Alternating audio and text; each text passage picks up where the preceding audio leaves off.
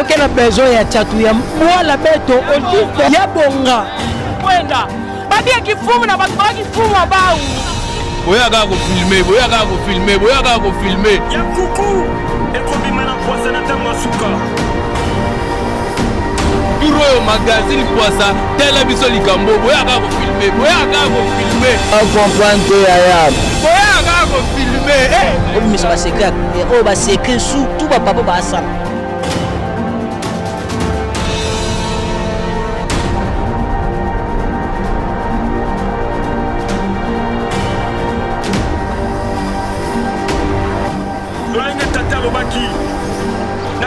Suka misala nyonso ya mabe oyo ebombana ekomi masolo na poisa Papa magazine poisselier banini boto luka bino mandaka to mona te to ba te bodusola ke bokoma ke bokena na mbokani le roi peto ah to baka vérité magazine poissa donc oya kuku ebimi na poissa peke mikolo balobi ke bana vidéo ke bana caméra po obima na poissa na magazine veut dire koto ndi masolo kio chetembe olingo boya magazine poissa na kosilika na kokata tiniki bokomona bongo kanda ya masia te kopekisa te mokonzi tikana lobela bango bakosi pepe kumole mingi mokonzi bakotana video ah ya solo kote wana collection yango te na boybo publier nga mokili mobimba bamona ya kuku ebinama apasa.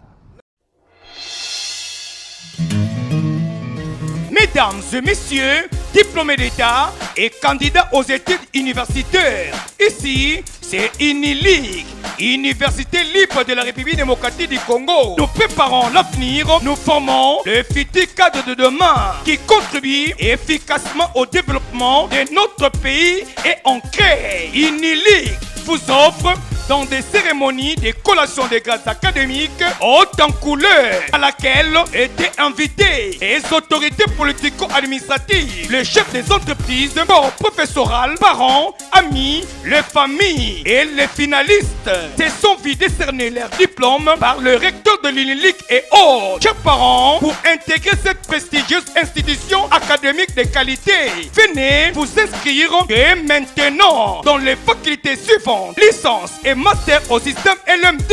Nous avons 1. La faculté des sciences économiques et management, département des sciences économiques, département des sciences de gestion, département de l'informatique de gestion, département de gestion et administration des institutions scolaires et de formation. 2.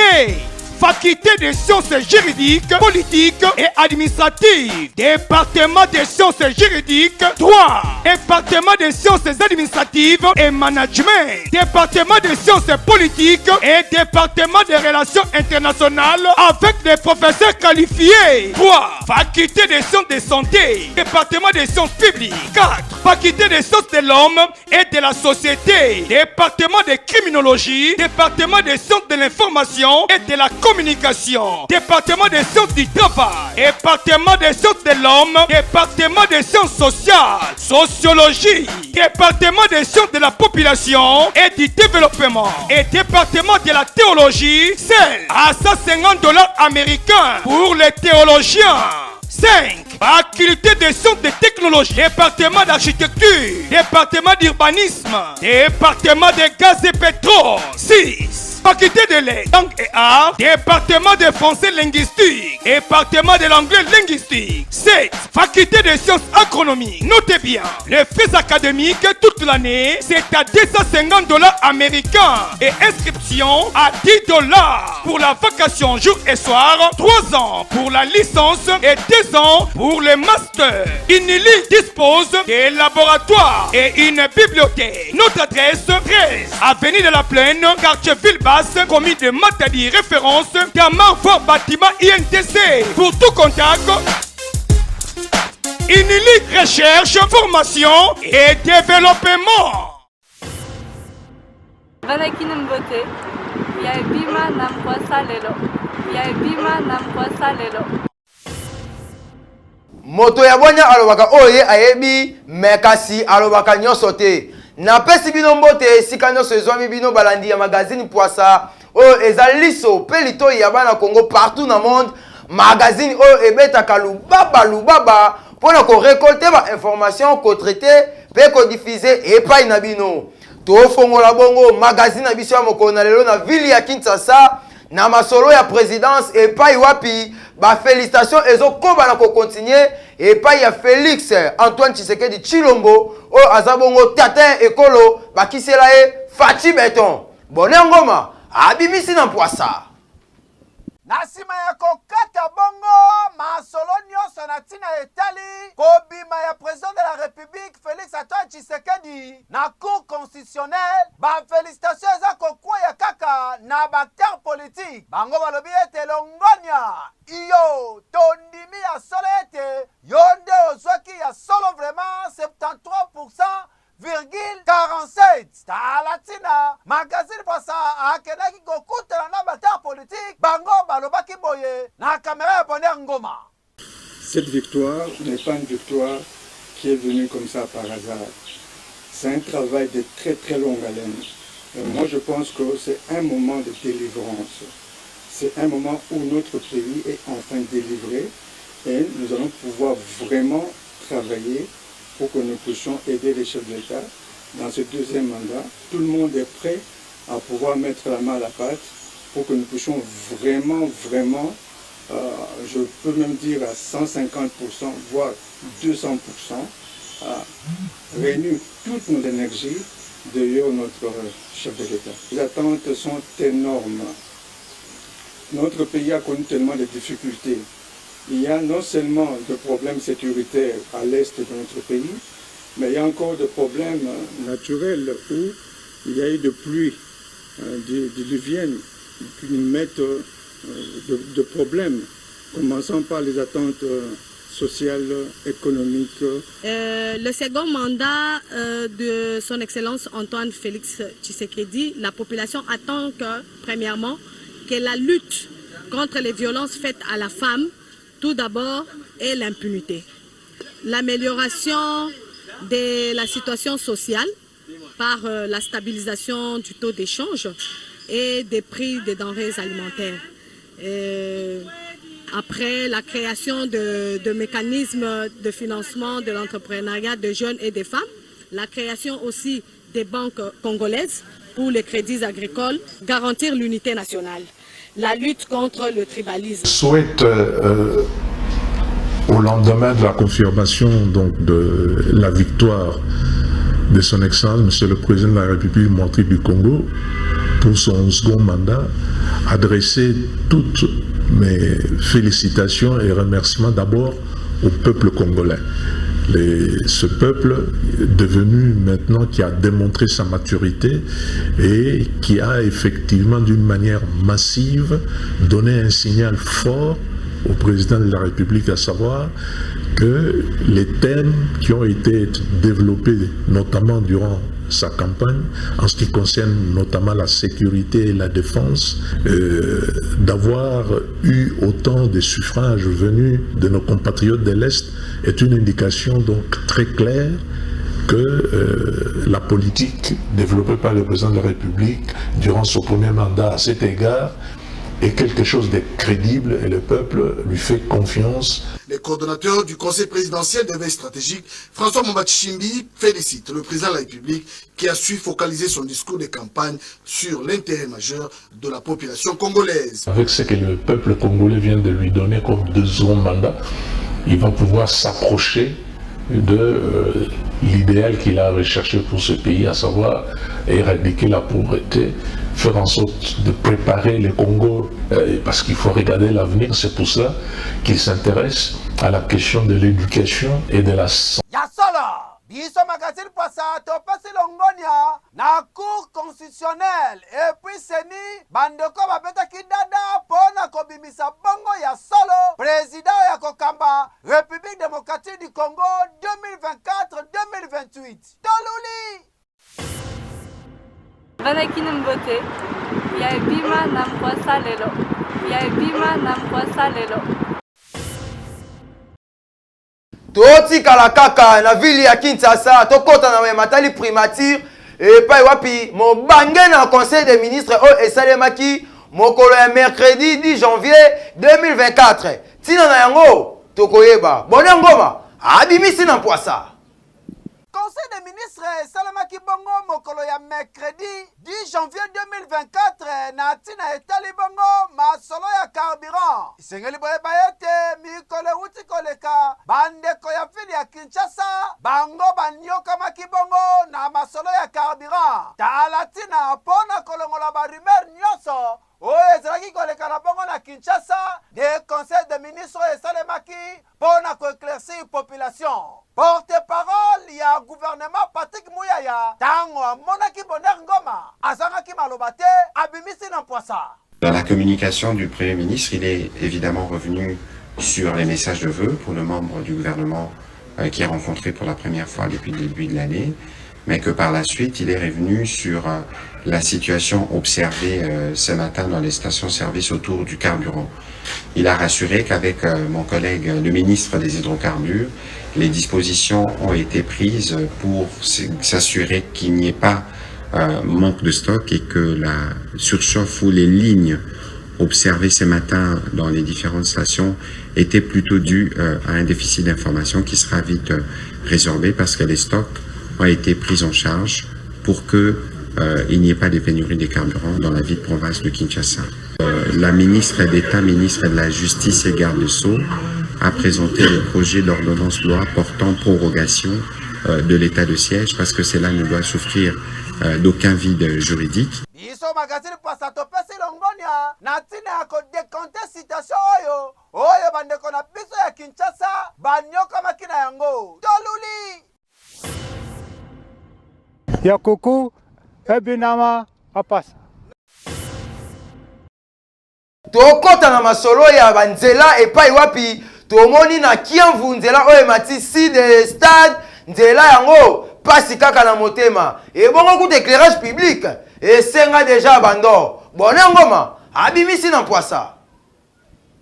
Sombele suka bisanga bolobo suka bingbele kasi nanga boyo sombele suka bisanga nde kontinyaka bandeko tozali awa na Kiamvu toye kokuta secteur oyo salite ya kosakana te pe lisusu kurawa soki kaka kable peli moto epelaka na ngambo oyo bandeko koyekozwa nzungu ya fufu otie kaka ya pamba sans potopoto fufu epeli mbala moko kokamo ekamisi magazini poisa bandeko bazalaki na ngambo oyo bazobanga pamba te lelo tolobi probleme kokokweya awa makambo ekozala ebele tango bamoni Bonheur Ngoma bazangaki maloba te babimisi na poisa.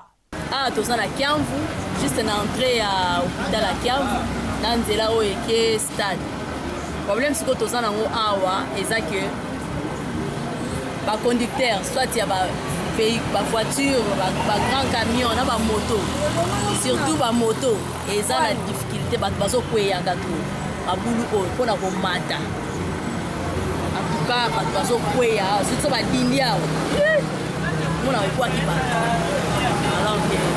Eza nzela oyo bamikonzi balekaka nzela oyo bato basalaki mpe propagande awa en tout cas bapense na kobongisa yango mpo eza neti route principale yango nde ezopermettre mituka ekoma stade kasu ti belvedere entrée toza nango ka yango oyo ememi ntina nord donc bapense na kobongisa et puis na entrée ya hôpital awa tomona bato baskufi bazobima awa donc eza baza na difficulté ya kokota mpona kokende na marché okende hôpital ti eza mabele ti kuna alors que soki basphalte yango eno permettre mituka n'importe quelle heure ebimaka et puis eza molili na butu batia mpena lumière mpona visibilité ezala mpona koevite babiloko mosusu batrou noir ezala bien te esika bato bazali en tout cas problème toza nango oyo en tout cas ekoki kooccasionne babiloko ebele na butu bato mosusu basisa misala ba 22h oluka mata escalier oyo akende ti kuna mwana lem sur la grand foyer kuna ozomona alors que soki lumière ezali vraiment visibilité ezali si kuna na kote ya tribunal de commerce françois oyo nyonso lumière ezali en tout cas eyoyede bato ebele bato mosusu babimaka mbangombango azala na hôpital ya Kiamvu na butu so molili ezali omwa teke baoza na risque mingi tosenga mpena ke lumière publique surtout wana ezala place nyonso oyo ezangi mpona koede population bafake vraiment na motivation na bango à tout moment quoi. Parce qu'on ne sait jamais na buto ko la lobeli mutu akoki ebota mutu mpe akopique crise alors que so molili ezali oza oblige bozala 15 20 po otambola mais soki lumière eza nango mutu aza mosika kuna oyo ozomoneke wana mutu boye oyede bato c'est ça lumière publique en tout cas babosa nango te toyebi bapromese bapesaki tozela bango basala balobe na soki basali neti eloba bango na kiyo mpe kolasakana ube babwaka biso dans les oubliettes totikela bango ntan wana te c'est ça ndenge tubana extrême balobi émission lingala tubangani bikongo nambe bawataki kongo oyo ememi biso stade ememi biso mikundu ememi biso belvedere mabulu oyo tomona badepute batolekela biso awa baosala bapropagande bape basire batuke bakobongisa ezalaka na mokolo moko tukevandaka tomoni baye kozwa bamesirage bazwi bamesiri banda point ti point mais après savoir kovote bango wana babungi balingi na bango soki kobongisa te mais me pa ndeoro bango bamaire de la ville bagouverne eza nzela na bango balekelaka baleki mpe ata baosala bapropagande na bango baleki na bango awa bayebi badangere ya nzela awa biso tofandaka totalaka bamakambo salimaka awa baaccident ya me pa accident me bato mingimingi ezongaka nsima bato bakoyaka danger oyo bayebi yango nini ezela nini baosela mpo ya kosala yango après ça bakovote bango bateki na bango lo bayaki kaka koasiri mpo bazwa bavoi na bango bakei na bango babosana teke no nzela eza nzela ya kosalekela biso eloko akosalipa na bango te batake bazosalela biso ba biloko ya mike mike oyo yango nde oyo ekozala nde malifuta oyo basouvenir bakopesa biso donc nopaki bingai me biso nyonso na province na bato batambola na nzela oyo eloko nga namonaki ya koloba yango wana bamekana koresone nzela babongisa mpona bango mo mpe baza na mituka mpona bato baza na bawewa mpona bato mpe baotambola makolo peut-être ekoluka ekima mais ekimi nango teke nango na nzela nango normal moto ya makolo atambola na nzela nango mais bato oyo bakoma defa moni bakimi mopanzi baye kokuta bino bato ya makolo mpona ni kokima bamabu yango moto azalaki nango mpona koloba bamekana koresone nzela biso bamalema bozoloba boye mpasi na biso ezaka mpona banzela kaka ndenge balala biso banzela te antuka eza mpasi nini na mboka oyo na mboka ebela balala eza na bamboka soki balala banzela pena bakonzi na biso batalela biso pena biso ezalaka mboka ebele na bamboka oyo pena mbongo emona te bapela boye banzela kobeba na kotokokwela bamea mosusu baoza bashole mpa banzela boye koluka moye balala na biso banzela oyo kameme tosala moye bien na mboka biso na mboka biso tozala bien il faut respirer bien. Ma mère va avoir chance, va niquer ma chère, ma mère va avoir biso magazini poasa tokosenga kaka na bandeko ya sinele balado botala ngambo ya kabini botala wana kiamvu po soki te mikoleko ya kuna bokokuta bato bakoma kolamba na bango na basinga ya kura po ezopela moto awa moye ezali te magazini poasa oyo etambolaka lubaba elobi soki te fausse affaire Banakina Mbote ya bima na mkwasa lelo ya bima na mkwasa lelo tosukisa magazine na biso ya mokolo na lelo na page noire. Monsieur Alain Biya, directeur général de Magazine Poissa, a la profonde douleur d'annoncer aux amis et connaissances la mort de son frère Medom Biya Chiboui, décédé le mardi 19 décembre 2023 à Dublin en Irlande, suite d'une longue maladie. Le programme des obsèques se présente comme suite. Mardi 16 janvier 2024, de 17h à 18h, exposition du corps. Lieu, la morgue de l'hôpital Bémon. Jeudi 18 janvier 2024, de 19h à 23h, recueillement. Lieu, église Ensemblée La Grâce Christian. Adresse 44A John Kennedy. Vendredi 19 janvier 2024, de 18h jusqu'au matin, veillée mortuaire. Lieu, église Ensemblée La Grâce Christian. Adresse A44 John Kennedy. Samedi 20 janvier 2024, 9h30, culte funéraire à l'église Ensemblée La Grâce Christian. 10h, départ pour le cimetière. 11h, enterrement au cimetière Newland Cross. 13h, rencontre après enterrement. Lieu, église Ensemblée La Grâce Christian. Adresse 44A John Kennedy. Contact pour la famille Frère Roger mobile. Plus 33 76 21 77 964. pour l'église évangéliste Ogi Tambi, mobile, plus 553 89 98 21 357. À Kinshasa, la veillée mortuaire se fera sur avenue Lumanda numéro 6 Gombe, référence derrière la haute cour militaire, que ces communiqués tient lieu de faire part. Yakuku ebinama apasa. Na page noire oyo nde tosukisi magazine na biso ya mokolo na lelo. Soki osepelaki na magazine na biso ya mokolo na lelo, kozanga te kopesa merci na équipe technique pe rédactionnelle ya magazine Poissa oyo basali mosala na bango na kitoko penza. Biso magazine Poissa topesi bino rendez-vous bongo lobi. Toluli.